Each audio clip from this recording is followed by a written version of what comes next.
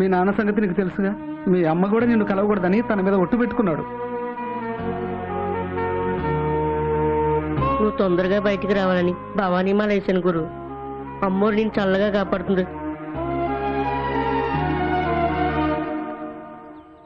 కర్మణ్యేవాధికారస్తే మా ఫలేషు కదాచన. ఏందయ్య అందరూ కట్టుకుని వచ్చారు? మీ బావ ఎక్కడా? బాగా తాగి బాత్రూమ్ లో పడ్డాడు, బెడ్ మీద ఉన్నాడు. ఏం పని మీద వచ్చారు? మీరు జైల్లో పెట్టించిన సోంబేరి కుర్రాన్ని ఆ ఎస్పీ నిర్దోషిగా నిరూపిస్తాట. వెంటనే వాడిని మీరు ట్రాన్స్ఫర్ చేయించారు సార్. నేను చేయలేను, రాజకీయ సన్యాసం పుచ్చుకుంటున్నా. అదేంటి, మీరు పార్టీలో సెకండ్ పొజిషన్ లో ఉన్నారు, నెక్స్ట్ సీఎం మీరేనా అందరూ అనుకుంటున్నారు. ఈ టైంలో రాజకీయ సన్యాసం ఏమిటండి? చాలా కారణాలున్నాయి. ఏంటవి? ఏమని చెప్పను, నా కాళ్ళు చేతులు పడిపోవాలని నా పెద్ద కొడుకు ఒరిస్సా వెళ్ళి క్షుద్ర పూజలు చేయిస్తున్నాడు. నిన్న నా చిన్న కోడలు బెడ్ కింద మృత్యు యంత్రం పెట్టింది టపా కట్టాలని. మొన్న మీటింగ్ వెళ్ళొస్తాంటే మందు పాత్ర పేలింది. మావోయిస్టులు అనుకున్నాం కదా, కాదంట మా తోడలుడని తేలింది. నేను చస్తే బై ఎలక్షన్ లో నిలబడాలని నా పెళ్ళం అన్ని గుళ్లల్లో పొర్లు దండాలు పెడతా ఉండాలి. మంగళసూత్రమే మందు పాత్ర అయిపోయినాక మా ఇద్దరు రాజకీయాలు మనకెందుకండి? ఇంట్లో నలుగురు గురించి ఇలా పదవులు వదుకుంటే 4 దిక్కులు నవ్వుతాయండి. ఈ నిర్ణయానికి రావడానికి ఇంకా చాలా కారణాలు ఉన్నాయ్యా. ఏమిటా కారణాలు? పిక్కు తినే బంధువర్గం, ఉంపుడు గత్తెల నమ్మక ద్రోహం, చీటికి మాటికి అవిశ్వాసం, చివాట్లు పెట్టే అధిష్టానం, పగబట్టిన దినపత్రికలు, తెగదిట్టే టీవీ ఛానళ్లు, ఐబీపీ ఆస్మా ఫైల్స్, బైపాస్, డయాబెటిస్, పుచ్చిపోయిన జెండా కర్ర, ఎలిసిపోయిన జెండా గుడ్డ, మేడిపండు మేనిఫెస్టోలు, కుక్కతోక విధానాలు, కలిసి రాని కార్యకర్తలు, కల్లబొల్లి వాగ్దానాలు, మాట వినని ఐఏఎస్లు, లెక్క చెయ్యని పోలీసోళ్లు, ఎదిరించే ఎన్జీఓలు, గంట గంటకి పెంట పెంట, ఉంటే బతుకంతా తంట. అందుకే ఇక ఈ రాజకీయాలకు సెలవంట. అర్థమైంది మీ మంట. ఇదిగో, మంచిగా మారితే మారచ్చు, మరి అంత మంచిగా మారక. చూడండి, జనానికి మంచి భావాలు చెప్పాల్సినోడు కవి, మంచి బోధలు చేయాల్సినోడు స్వామీజీ, జనాన్ని మంచి దారిలో నడిపించాల్సినోడు రాజకీయ నాయకుడు. మనం ఏంటో తగలటం. నేను మారా, మీరు కూడా మారండి. ఏంటయ్యా మారేది? నీకు మెట్టలెక్కింది కదా అని మమ్మల్ని కూడా మెట్టలెక్కించుకోమంటావా? నీలాంటి నీచుడు మంచిగా మారితే ఇంకొక నీచాతి నీచుడిని మంత్రిగా చేస్తాం, చూస్తాం. కొంచెం తప్పుకో. ఆశ్రమానికి వెళ్ళి గోచిగుడ్డ పంపిస్తా.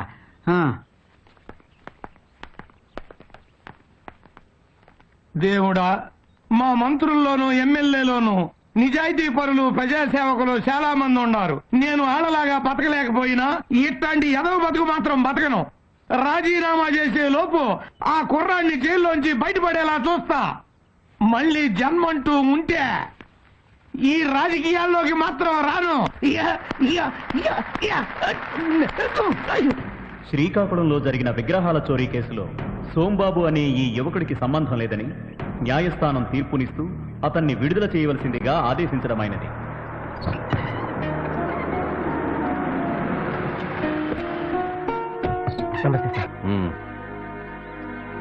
నేనెందుకు విడిపించాను తెలుసా?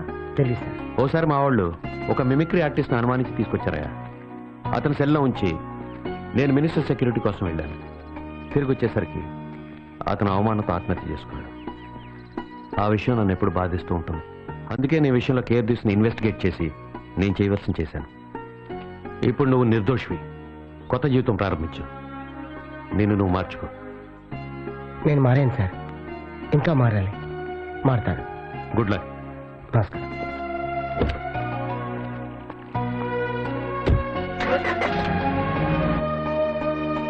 ఏం ఉద్యోగం కావాలయ్యా నీకు? ఏ ఉద్యోగం చేస్తాను సార్? ఏం చదివావు? డిగ్రీ చదివాను సార్. సర్టిఫికేట్ ఉందా? లేదు సార్. సర్టిఫికేటే లేనప్పుడు డిగ్రీ అని చెప్పుకోవడం ఎందుకు? పిహెచ్డీ అని చెప్పుకో. నేను నిజంగానే డిగ్రీ చేశాను సార్. ఓకే, డిగ్రీ చేసావు. నువ్వు నాకు ఏ పని చేస్తావు? చెప్పండి సార్, ఏమైనా చేస్తాను. సరే, ఏం చెప్తే చేస్తావా? చేస్తాను సార్. అయితే మంచి ఫిగర్ని సెట్ చేస్తావా?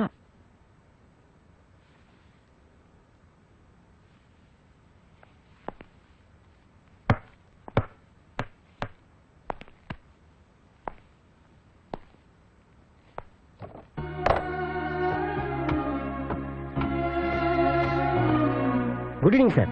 Good evening. సోంబాబు నువ్వే కదా? అవును సార్, నేనే. ఇతను సెక్యూరిటీ గార్డ్ గా అపాయింట్ చేశాను. రేపటి నుంచి మోడర్న్ గెస్ట్ హౌస్ పంపించు. ఈ పర్సనాలిటీ ఒకటి సెక్యూరిటీ గార్డ్ ఏమిటి సార్? జనాలు చూస్తే నవ్వుతారు. పుల్లారావు, ఊర కుక్క సింహంలా ఏనుగులా ఉండక్కర్లా. 4 ఎంగిలి మెతుకులు తిని పడుండాలా. ఎవరైనా వస్తే బౌ బౌ అనాలా.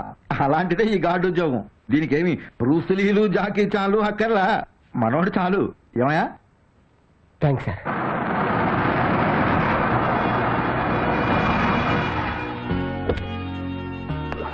సార్ నమస్తే సార్.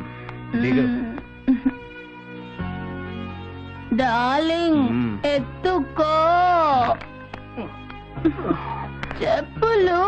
వాడు తెస్తాడులే. చెప్పులు తెరా.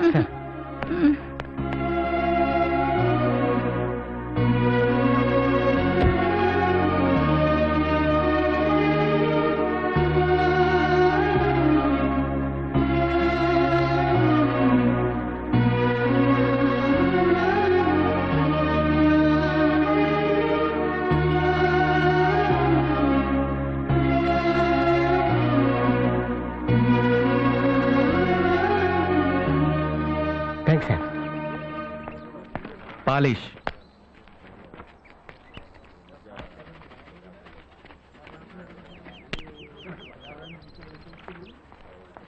సార్ ఆ కాల్ పెట్టిన సార్. శివ, సోంబాబు నువ్వేంటి ఇక్కడ ఇలా? నా పరిస్థితి తారుమారైందిరా. లేరా లే. అది వదిలే, లివ్ ఇట్. శివ, మన బ్యాచ్ లో నుంచి నువ్వు బయటకు వచ్చి బాగుపడ్డావు. నేను అలాగే ఉండి ఇలా అయిపోయి. రేయ్, అదంతా మనం రూమ్కి వెళ్ళి మాట్లాడుకుందాం పద. చిల్డు గురు, ఫుల్గా వేసేయాలి. చల్లగా వీరే గురు, మెల్లగా అన్ని మర్చిపోవచ్చు. వద్దురా, నాకన్నీ గుర్తుండాలి. గుర్తుంచుకుంటే బాధపడతావు గురు. గుర్తుపెట్టుకొని బాగుపడాలి. టైం కలిసి రాకపోతే ఎవరికైనా ఇంతే బాసు. టైం వేస్ట్ చేసేవాడికి టైం కలిసి రాదురా. నేను అలా చేశాను, అందుకే ఇలా అయింది. నీ పరిస్థితి నాకు అర్థమైంది బాసు. ఒక్క నెల రోజులు నా రూమ్ లో ఉండి రిలాక్స్ అవ్వు. ఆ తర్వాత నీ ఫ్యూచర్ గురించి ఫ్రెష్ గా ఆలోచిద్దాం. ఒక క్షణం కూడా ఖాళీగా ఉండలేనురా. ఏదో ఒకటి చేయాలి. నాకేదైనా జాబ్ చూడరా. నీ జాబ్ సంగతి తర్వాత, ముందు నా జాబ్ పోయేట్టుంది. అదేంటి? మా కంపెనీ తరపున 10 రోజుల్లో 1,00,000 కండోమ్స్ అమ్మాలి. లేకపోతే నా జాబ్ పోతుంది. ఇప్పటికే 5 రోజులు గడిచిపోయింది. ఏం చేయాలో అర్థం కావట్లేదు. చాలా టెన్షన్ గా ఉంది బాసు.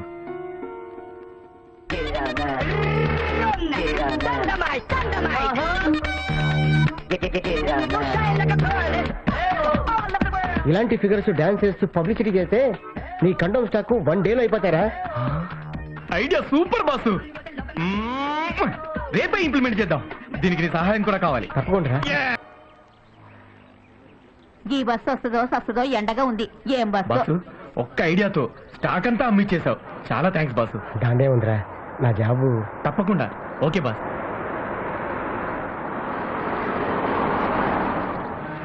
కార్లో ఫైర్ రా.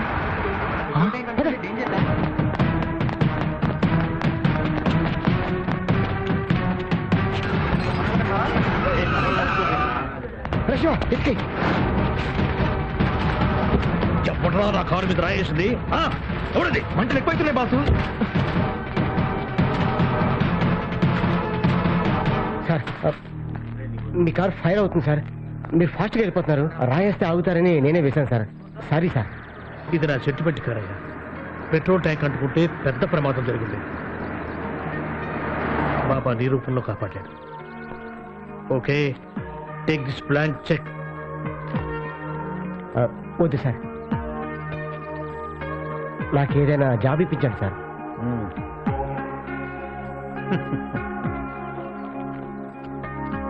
వచ్చి నన్ను కలుసుకో. అట్లాగే sir. All the best. Congrats boss. All the best.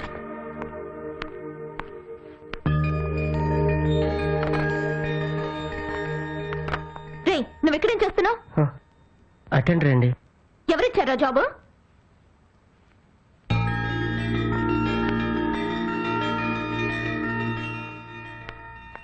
Daddy, వాడికి జాబ్ ఎందుకు ఇచ్చారు? ఎవరు? ఓ, ఆ కొత్త టెండరా. అతను నాకు మొన్న యాక్సిడెంట్ కాకుండా పెద్ద గండం తప్పించాడమ్మా. డాడీ, వాడు శ్రీకాకుళంలో విగ్రహాలు దొంగతనం చేశాడు. జైలుకు కూడా వెళ్ళాడు. ఆ సంగతి అతను చెప్పాడమ్మా. నిర్దోషని వదిలేశారట. నా ప్రాణం కాపాడాడు. తన గురించి నిజాయితీగా నిజం చెప్పాడు. అందుకే అతనికి ఉద్యోగం వచ్చానమ్మా. వాడు పెద్ద సోంబేరి డాడీ. ఇంతకు ముందు అతను సోమేరు తరం గురించి చెప్పాడమ్మా. ఇక నుంచి కష్టపడదాం అనుకుంటున్నాను. ఏదైనా జాబ్ ఇవ్వమన్నాడు. బ్లాంక్ చెక్ ఇవ్వమని తీసుకునేదమ్మా. డాడీ వాడు వేస్ట్ ఫెలో. Cool baby. అతని గురించి ఇంతకన్నా డిస్కస్ చేస్తే మనం వేస్ట్ ఫెలోస్ కింద లెక్క. అతని వర్క్ లో మిస్టేక్స్ కానీ సోంబేరితనం కానీ కనిపిస్తే జస్ట్ పంపించేద్దాం. ఓకే. మేడం,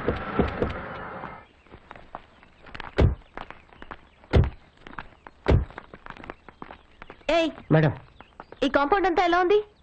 చాలా నీట్గా ఉంది. ఆ బండరాయి ఎలా ఉంది?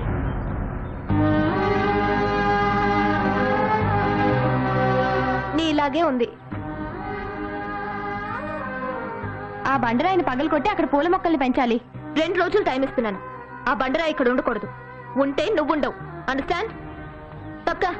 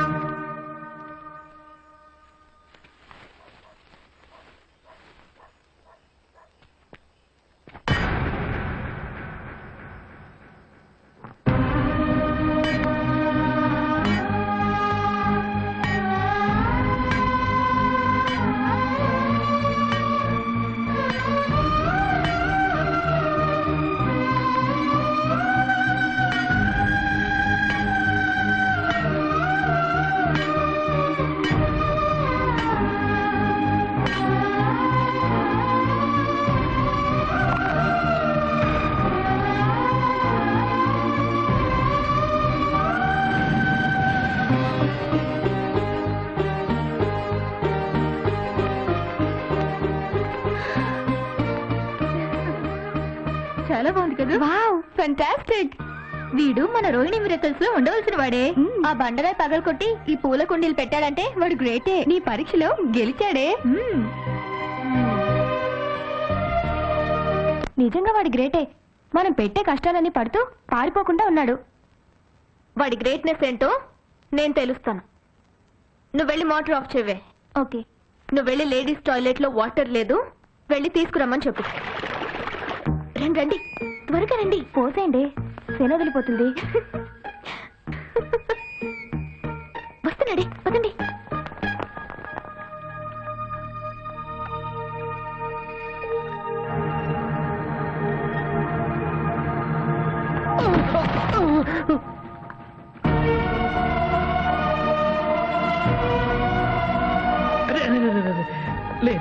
జాగ్రత్త జాగ్రత్త. నీకేమైనా బుద్ధి ఉందా? అతనితో బండ కొట్టించడం ఏమిటి? మోటార్ ఆఫ్ చేసి వాటర్ పైకి పోయించడం ఏమిటి? అతను చేయి ఎలా అయిపోయిందో? నీకన్నా బ్రెయిన్ ఉండొద్దు. వాడు ఏం చెప్తారు చేయడమేనా? వాళ్ళు తప్పేం లేదు సార్. బద్దకస్తుడికి పని ఎక్కువ అని మా ఊళ్ళో పెద్దోడు చెప్పేవాళ్ళు. పర్లేదు సార్. ఇంకా చూస్తానే. అతనితో తప్పు చేయించాలని మీరు తప్పు చేయకండి. వెళ్ళండి. గుడికెళ్ళి వచ్చా డాడీ. ఇదిగో ప్రసాదం. చూడమ్మా, 30 ఏళ్ల క్రితం గురు పౌర్ణమి నాడు సాయిబాబా నాకు ఈ ఉంగరాన్ని అనుగ్రహించారు. ఈ గురు పౌర్ణమి నాడు నీకు శుభం జరగాలని ఇది నీకు నేర్పిస్తున్నాను. ఇది నా ప్రాణం. Thank you daddy. మంచిదమ్మా.